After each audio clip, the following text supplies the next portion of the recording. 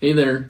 In this video, I'm going to be talking about the first version of the Mini Maverick camper, some things that I would like to do differently for the second version, how much money it cost me to build, and how much time it cost me to build this first version. So getting right into it, as I went along, I wrote down different things that I would like to do better with the Mini Maverick camper. So the first thing I wrote is more precise measurements. You always hear that saying, measure twice, cut once. And though I do that, sometimes, I don't know, it takes a lot of thinking about a certain space and how it's going to work. Sometimes you think, okay, I need to make it this large, and you do that, but then later you find out, oh, I should have made it just a little bit extra, a little bit larger or shorter, whatever the case may be, and you just find different measurements could have been better. The biggest concern I wanted to address in the second version is that on this first version, I accidentally didn't include the walls into the floor, and so I built the front and back wall on top of the floor, which the floor is a full 4 feet wide. But instead, I wanted to make it so the front and back wall were on the outside to give that full 4 feet of space on the interior of the camper. So I lost about 3/4 of an inch on the inside by doing that. That's kind of what I mean by more precise measurements and making sure everything comes together better that way. Also kind of going along with that, these are minor things, but on the angled roof at a 45-degree angle, I want to make sure on the second version I have the 2x2s on the roof come all the way at an angle up to the front of that slope. And so the sloped 2x2s, I can then cut an angle on those. They sit better on top of each other. So just little minor tweaks like that. I did notice that because I painted the inside of the sky hatch, that when I place that down, the paint wants to stick together. And so instead of using the paint to protect the wood there, I want to use varnish instead to hopefully help it not stick as much. Also, when it comes to the windows that I made myself, I want to add an angle on both the bottom and the top 2x2s. So when water does catch on top of there, it will naturally want to slide off of the wood instead of being flat. Another thing I wanted to do is get rid of that front third window, because when you're in the camper, everyone else can see you, but when you're sitting down, it's a lot harder for you to see out that front window unless you bend down and look out that window. And I'd rather just have the two windows on opposite sides and make them larger where they're at eye level from inside the camper, and you can utilize those windows better. Another thing I definitely want to do is make the door width wider. This is probably about the smallest door I've ever made. It's about 19 to 20 inches wide. And so I'd like to add another 4 inches to the doors just to make it easier, because it is such a small space already. And so you don't want to get caught up every single time you're going in and out of that door. So I do want to make the door wider on the second version. Also, going along with the door, I want to make sure the trim that I put on the inside of the door is just a little bit wider, so when that door does swing closed, that wood trim that I put around on the inside helps cover up any air gaps that are on all 4 sides of the door.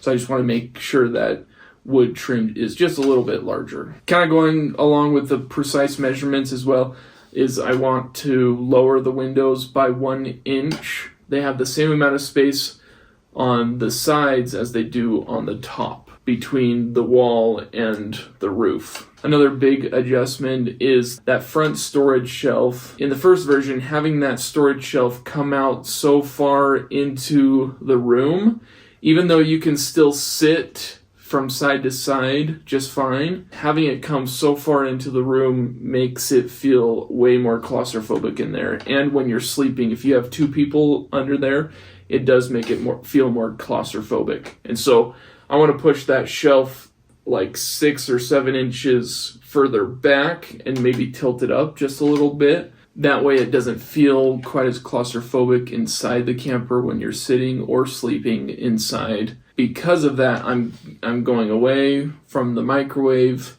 and having the water and power station stored up on that storage shelf. It's just going to be for personal camping gear and food storage, just smaller things that can sit up on that storage shelf, just because of how claustrophobic it makes you feel inside the camper. Another thing with the door is we noticed that the door, where I placed the door handle on the first version, was too low, that when you're sleeping, you rub into the door handle. So I want to raise the door handle higher on the second version so it's not an issue when sleeping. Really, the idea with this camper is I'm just wanting to bring the bare essentials that you need for camping. So luxuries like a microwave or permanently mounted solar panels or things like that, I'm not going to have, just because I am concerned about the weight and functionality of the camper, and I just want it to make the camping experience as easy as possible. It's really just a convenient storage place for all of your camping gear and a comfortable sleeping place for 2 people to be able to easily go camping. Those were most of the main and minor adjustments that I wanted to address from this first version of the Mini Maverick camper for what I would like to do better on a second version of the camper. Also, the sky hatch, I would like to make it a square instead of a rectangle, so I'll probably make it 22 by 22 inches wide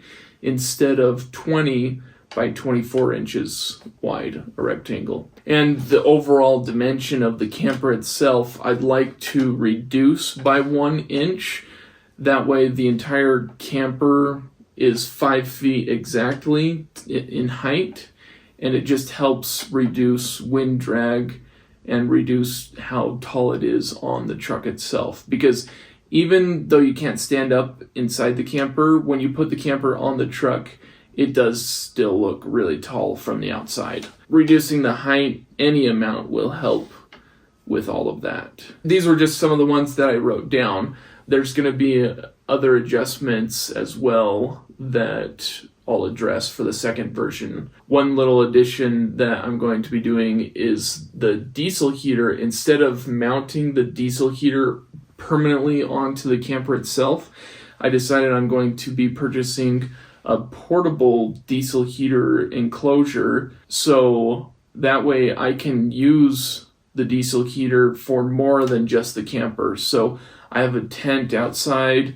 that if it's cold, I could easily just hook it up to a power station and turn it on and pump hot air into the tent. Likewise, if we're camping and it's cold and someone's really cold in their own sleeping tent, then we could just move the heater over to their tent and get it nice and toasty warm for them. Also, for emergencies too, with proper ventilation, I could also hook up the heater to heat a house or a room, a bedroom or whatever. And that way I get more use out of the portable diesel heater instead of it being fixed permanently to the camper and only being available there. And with that, the idea we came up with is I can mount the portable diesel heater to the roof of the camper, and the exhaust can be shooting out one direction, and in the other direction I can have the vent pipe come down and into a porthole that can feed into the camper itself. And so all I have to do is, if we go camping, I can look up the weather and see if it's going to be cold enough, and if it is, I can quickly grab my heater, put it in the camper, and we can go. And then when we get there, I just have to set it on the roof, plug it into the power station, and plug it into the porthole on top of the camper, and then it'll pump hot air inside. Now let me take you over to my computer and I'll show you exactly what it cost me to build the camper and how many days it took to build it. Here I've got outlined all the costs for the Mini Maverick camper. Up here we've got Home Depot purchases, Amazon purchases, and then the time that it took to complete the camper. for a grand total of roughly $750. So if we look up here for Home Depot purchases of the 3/8" plywood, I bought 8 sheets at $16 each, which was a good price, $128.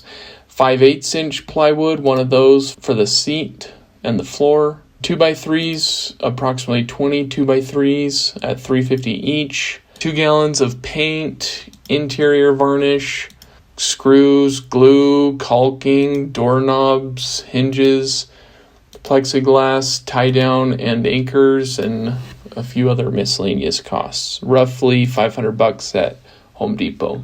Then down below at Amazon, we spent $36 on lights, the brackets, little peephole in the door, and $200 for the solar panels. So about $250 there. And then for the time spent on the camper, it was a total of 13 days, and here are all of the hours spent on each day. Now, if I take the average of this, that's about 4.2 hours spent each day that I worked on it, for a total of 54.5 hours. So this is everything that it took to build the camper, $750 and 54.5 hours. Thanks for watching. Please like and subscribe if you like this video, and we'll see you in the next video.